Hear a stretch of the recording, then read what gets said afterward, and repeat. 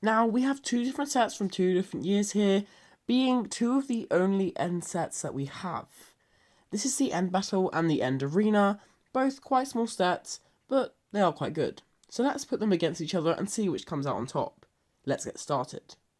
So, first of all is Piece Count, and the winner of this one, not that much more, but it's the End Arena, with it having 252 pieces, and the End Battle having 222. It's a 30-piece difference, but still, the End Arena has more pieces, so it does win this one.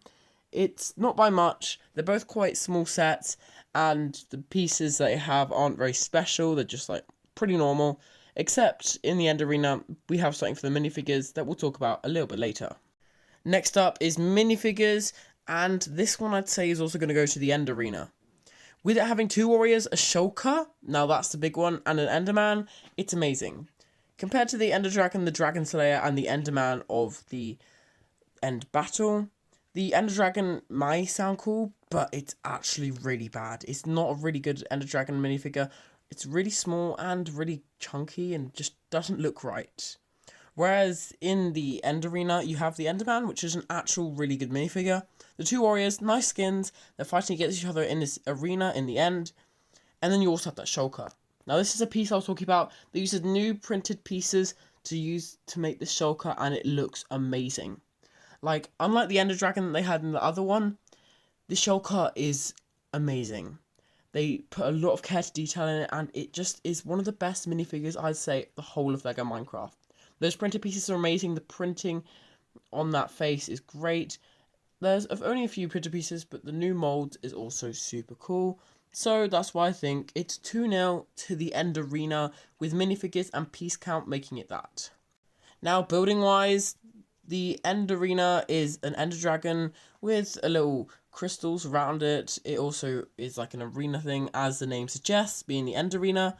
I'd say the actual winner of this one would probably be the End Battle, because it's actually quite a more like the actual end. It has the pillar that the end actually has, which if you got several of them, you could actually make a proper end, which is what I think it could be better for.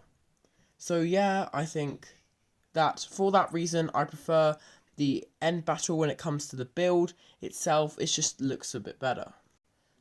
Now, displayability, we have the End Arena not having the best displayability, being just a big Ender Dragon. And then you have the End Battle, which has the pillar and everything. And like I said earlier, you could buy several of these and make your own end. And that's the best thing about displayability about this. You could display your own end thing using quite a few of these. It would cost quite a bit of money because you'd have to get 9, 10, 11 of these to make a proper end. So they're both not the best builds and need a lot of work. But if I'm being honest, the End Battle does pull through as the best in this one. And now the final one is playability. Now, playability is a really big thing in LEGO sets, because that's basically what LEGO's all about, unless you're going to the 18+ sets, which is more about displayability.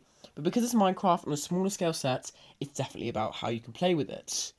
Now, they both have some nice play features, like how the thing comes out at the bottom of the End Arena, and then you also have the thing that pops out at the top of the End Battle. So they're pretty good for playability, but I'd say the End Arena does get the W for this one. It's a really nice thing to have those little things that pull back the pistons that make it just open up to go into the lava. That's a really nice feature, and I think that's really cool. And just how it has the shulker that you can like take it off and off, like just like the shulker in the game. I think that's even cooler. I think the minifigures are better, so that also affects the playability. I think it's just a better playable set. Not as good as playability wise, but playability, great set. And that makes the final score 3-2 to the End Arena. It's quite a close one, with the End Battle taking the build and displayability, but the End Arena taking it with the piece count, the minifigures, and the playability. Both amazing sets, but the End Arena just comes out on top as the 2023 set with the great Shulker minifigure. It was a really close battle. I really hope you enjoyed this video. See you all next time.